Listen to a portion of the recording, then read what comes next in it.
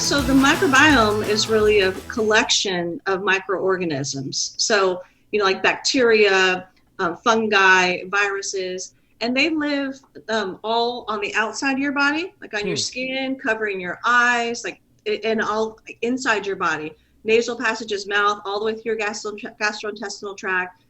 And what's fascinating is that we always think, like right now, there's this thinking, and it's been this way for many decades, that it's human versus the pathogens, right? So we have like a war on bacteria, and Right. and we try to fight these things. Hence, we have all those hand sanitizers, and like now you can go into a library and there's a hand sanitizing machine right there, Yep. and all these disinfectants, and we use bleach in our house to try to kill these things off.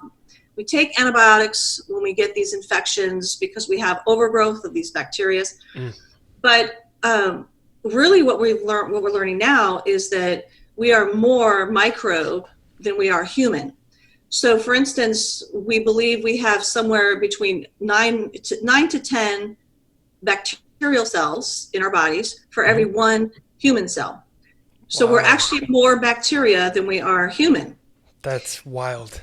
Yeah, and what's even cooler is that instead of looking at these microbes as like the enemy that can make us sick, now we're understanding that the microbes in our body, particularly in the gastrointestinal tract, they are like conductors for every organ, every function in our body. So they're actually helping to regulate everything that's happening within your body.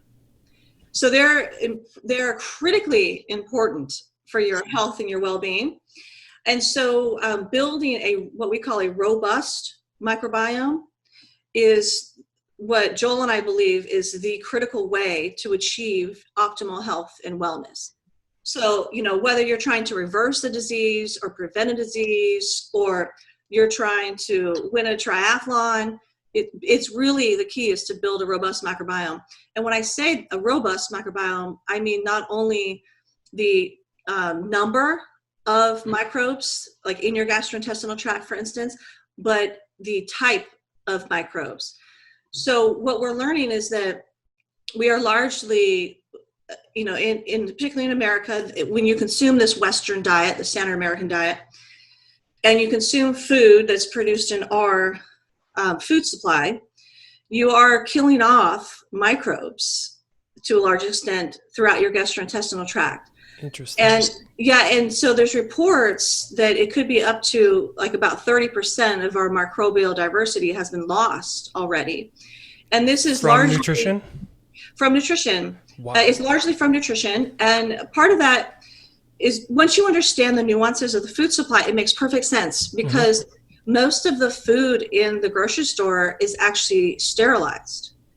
So not just the processed foods, which obviously, a lot of them go through high temperatures and such, and they're not even food anymore. They're like foodstuffs, Yeah. So the healthy microbiome, if it had one, is just gone. But meats are sterilized, right? Like for instance, in order for chicken to be sold in a grocery store, it has to be disinfected. And the primary disinfectant is chlorine. So chicken is usually bathed in chlorine before it gets into the grocery store. Same with eggs. Eggs are not only, this is one of the most shocking things that I learned working with Joel, that so eggs have to be also disinfected, usually using chlorine. But get this, the shell of the egg is porous, right? Even the government acknowledges that it's porous. And so some of the chlorine is assumed to get into the egg. And that's why the government actually defines the chlorine treatment as a food additive. Yeah. So those are disinfected, so sterilized. And then even your produce. So produce, if it's not organic, for instance, if it's conventional, then it was probably sprayed with a pesticide or herbicide, most likely glyphosate. Glyphosate itself is an antibiotic. It's patented as an antibiotic. Okay. So that now kills off the good microbes that were on that produce, if there were any, because of the way, in industrial farms, it's usually not a healthy microbiome anyways, but Sure. you just killed it off with the glyphosate. And then to get it shipped to the store, they usually cover it in a wax, right? To keep it, to try to prevent it from decaying. And oftentimes the wax will have fungicides in it or other man-made chemicals that are declared to be GRAS, which means they're not tested for safety. So you've just killed off that microbiome that's right there. And even organic ones can have wax. Organic produce can have wax on the outside of it. So, those are just a few examples of how the food is largely sterilized that we're eating. And if you eat that sterilized food with, like, for instance, glyphosate residue on it, that is an antibiotic, and then you eat it, you just kill off your microbes. You certainly don't add to your microbes, right? The ideal is to be eating food that's been grown in a regenerative manner, like at Polyface Farm, so that you actually add microbial diversity through the foods that you're eating. Okay, so that's the, I mean, in the long story to explain the microbiome.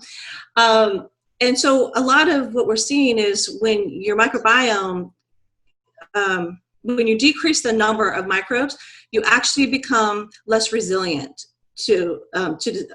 from disease. So in other words, you're setting yourself up to develop some kind of autoimmune, chronic or inflammatory disease. We now know that you can lose one type of bacteria in your gastrointestinal tract, and it could lead to cancer. So you can lose another type of bacteria, and it can lead to depression.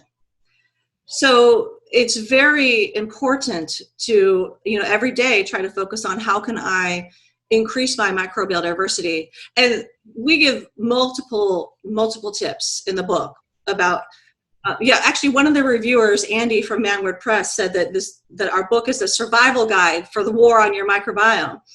So that's important. Also because depending on which microbes you lose or how many you lose, it can create something called gut dysbiosis, an imbalance in your gut. That alone can lead to leaky gut. But leaky gut can also be triggered by a multitude of things. So stress, prescription medications, infections, and that's usually when it happens from an infection, what we call a pathogen. That's usually because you don't have a robust microbiome to be able to defend yourself against that pathogen. All right. Interesting. And then leaky gut can also be triggered by other things like chemicals in the food supply, GMOs, the pesticides, all those kinds of things, heavy metals. And so what happens is, to explain leaky gut, most of your gastrointestinal tract, there's a single layer of cells, and they're kind of joined together by these, what we call these tight junctions. And when you get leaky gut, it means that there's something wrong with a tight junction. It's not working the way it's supposed to. And so it's like, instead of being like this, it kind of opens up. And when it does that, it allows particles that are bigger to pass through. And those particles aren't actually supposed to pass through and go into your bloodstream. So it's a breach in your barrier system. So when it goes into your bloodstream, your body's actually trying to help you, because it says, wait a minute, here's a foreign invader. It's not supposed to be here. And so it will mount an immune response. And basically, it's like sending out fighters to go try to squash it and get rid of it. So it's actually trying to help you get rid of it. The problem is, if you healed the leaky gut back, you would be fine. If you kept it open for a multitude of reasons, like you're still just eating pesticides on your food, for instance, and so it's constantly opening it as your body's trying to heal it.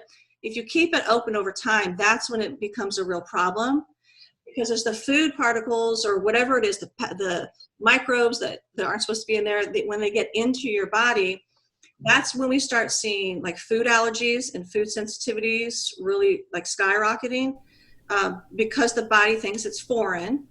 And it's going to start attacking it and labeling it. So now you've developed a food sensitivity.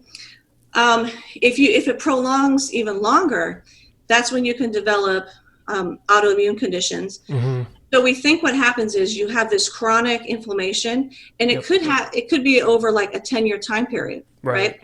Most of it's not like, I I started eating conventional food, and within 6 months, I got diabetes.